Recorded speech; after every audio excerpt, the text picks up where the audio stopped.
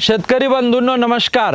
रोपांच्या लागवडी आता आपण करत आहात आणि त्यानंतर त्या रोपांना उष्णतेमध्ये सांभाळणं अत्यंत गरजेचं आहे। आपल्या मनामध्ये शंका असते की उष्णतेमध्ये आपण अन्न घटक कशी द्यायची, परंतु रोप लागवड झाल्याच्या नंतर त्वरित त्याला बायोकल्चरची मायकोरायझाची आपण ड्रेंचिंग करा, ट्रायकोडर्माची ड्रेंचिंग करा, त्याला इमिजिएट कॅल्शियमची आपण ड्रेंचिंग करा, 1919 ची ड्रेंचिंग करा आणि त्वरित त्याला 4.5 ते 5 किलो युरिया, 2 किलो 1261 किंवा 2 किलो 05234, 6.5 किलो पांढरं पोटॅश, अर्धा किलो मॅग्नेशियम सल्फेट उष्णतेमध्ये सुद्धा प्रति हजारी दर चौथ्या दिवशी नवीन लागवड केलेल्या रोपांना इमिजिएट सुरू करणं गरजेचं आहे। म्हणजे रोपांच्या मुळांचा विकास होईल, ते वाढीला लागेल आणि उष्णतेला प्रतिकार करेल। हे करणं आपल्याला गरजेचं आहे। धन्यवाद।